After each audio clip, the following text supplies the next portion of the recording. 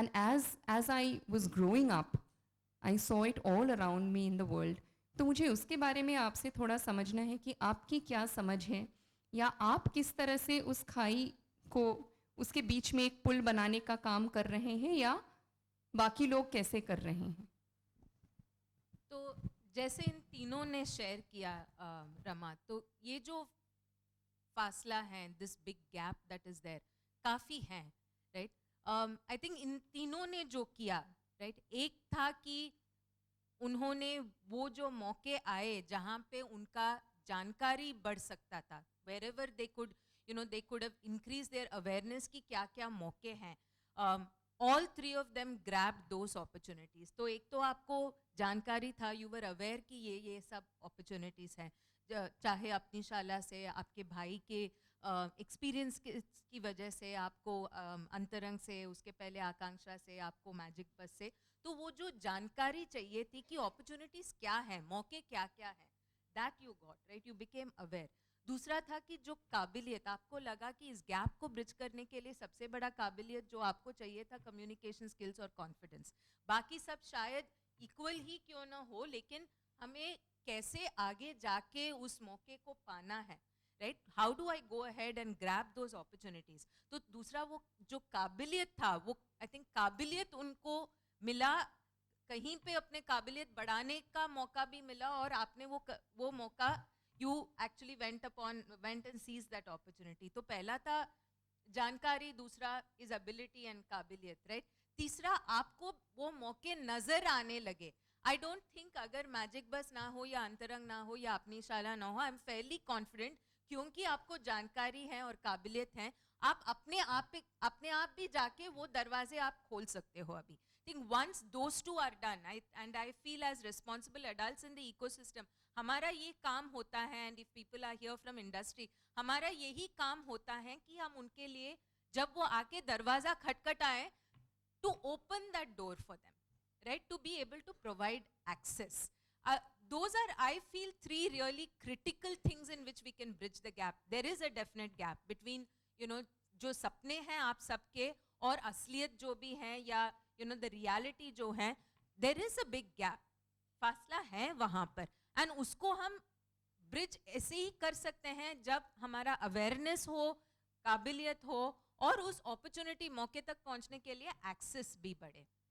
In fact my question is related to that, to the three of you, और यहाँ पे जितने भी यंग लोग हैं, आपको क्या लगता है कि from your parents, from adults, you know, and from industry, if I look at three, you know, from the organisations that, you know, you all are associated with, from your own parents and families, and from job employers, आप क्या, अगर आपको एक message पहुंचाना है तीनों को, तो वो मैसेज क्या होगा, वो कैसे सपोर्ट आपको कर सकते हैं?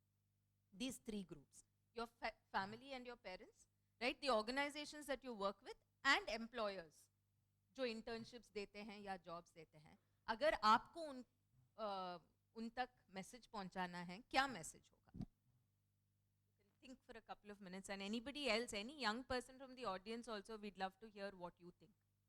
आप क्या सोचते हो, क्या मैसेज पहुंचाना चाहिए पेरेंट्स और फैमिली को, जो ऑर्गेनाइजेशंस हैं यहाँ पे जिनके साथ आप सब लोग जुड़े हो, राइट, और तीसरा एम्प्लॉयर्स जो आपको इंटर्नशिप्स देते हैं, प्रोजेक्ट्स देते हैं, जॉब्स देते हैं, अगर हम लोग उन तक कुछ मैसेज पहुंचाना चाहेंगे तो क्या मैसेज देना चाहिए, यूथ की तरफ से क्या मैसेज होगा? मैं एक मैसेज देना चाहूँगी एक्सेप्टेंस का। Like if you will accept how people are, then you are more able to understand what the person is going through. Because हम यूथ में बहुत सारी चीज़ें हम बोलना चाहेंगे, पर हमें मौका नहीं मिलता है, या फिर कोई सुनने वाला नहीं होगा। शायद जब हम पेरेंट्स को जाके बोलना चाहेंगे कि पापा मुझे ये करना है, पर अगर उनका, हो सकता है उनके भी कुछ प्रॉब्लम होंगे जिनके वजह से वो मना कर रहे होंगे, पर अगर वो एक बार उस बात को सुने, एक्सेप्ट करे, समझने की कोशिश करे, तो शायद वो दोनों जन बैठ के कोई रास्ता निकाल सकते हैं। तो I want to give a message of acceptance to them. या I want to say that जितनी भी अपॉर्चुनिटीज़ आती है उसे ग्रैब करो और कामयाब बनो, ताकि काबिल बनो, ताकि कामयाबी हमारे पास खुद ब खुद आए, ना कि हम कामयाबी के पीछे भागे। मेरा यही कहना है।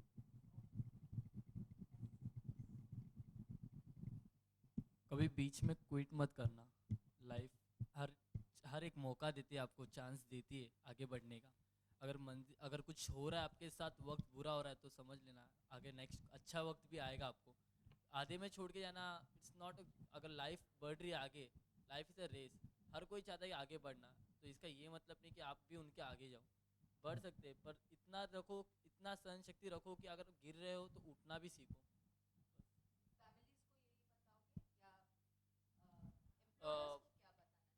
एम्प्लॉयज़ को जैसे इन्होंने कहा एक्सेप्टेंस, वही करना चाहिए कि आप अगर ले रहे हो तो अगर कुछ कामयाब कुछ लग रहा है कि इसमें कुछ वीक है, तो उसे कैसे सुधारा जाए ये आप बता सकते हो, ना कि सीधा reject, we will call you later. ये अगर उससे अच्छा अगर आप ये बताते हो कि आपको ये इम्प्रूव करना है आप में, अगर आप हमारी जॉब में अगर आते हो तो आपका शायद ये आपका इम्प्रूव हो सकता है। अगर ये सब अगर आप बोलते हो तो इनफैक्ट अगर कोई भी यूथ होगा उसे भी अच्छा लगे कि हाँ चलो इन्होंने मुझे ये कहा तो मैं ये इम्प्रूव करके उन्हें बता सकता हूँ कि मुझ में ये कम है, तो मैंने अभी उसके ओवरकम करके मैं आ चुका हूँ उस पर।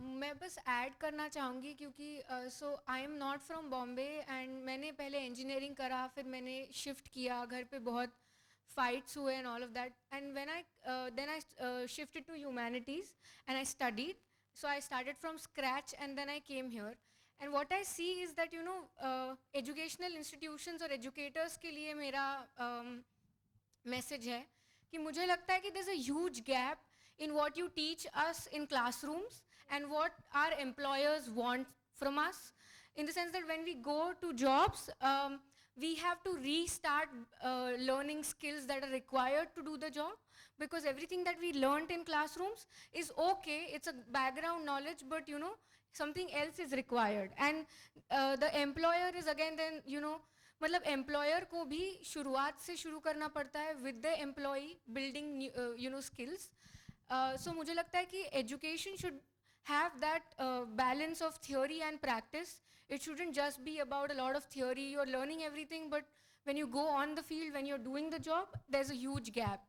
So as a young person trying to look for opportunities, I always see that I studied something else, but the employer wants me to do a specific task, which I have to learn from scratch, and it's a lot. I mean, after you have to go through a lot of rejections, and then you reach to a point where you're like, okay, whatever comes my way, I'm going to do it, and then you start learning from scratch whether it matches to your education profile or not, because you are learning something and it's a skill that might be useful. So it will be great if education is balanced in terms of theory and practical skills that you require for doing jobs. Absolutely, yeah. Thank you.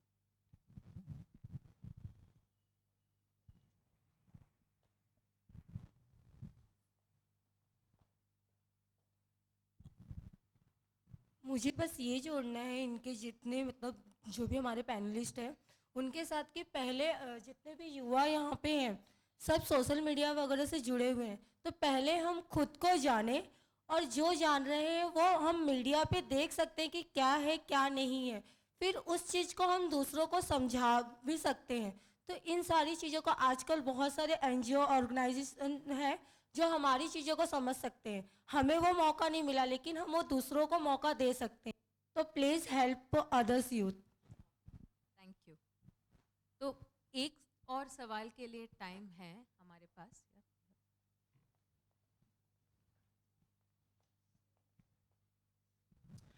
Thank you Simran, Rohan and Vikrant for sharing your stories.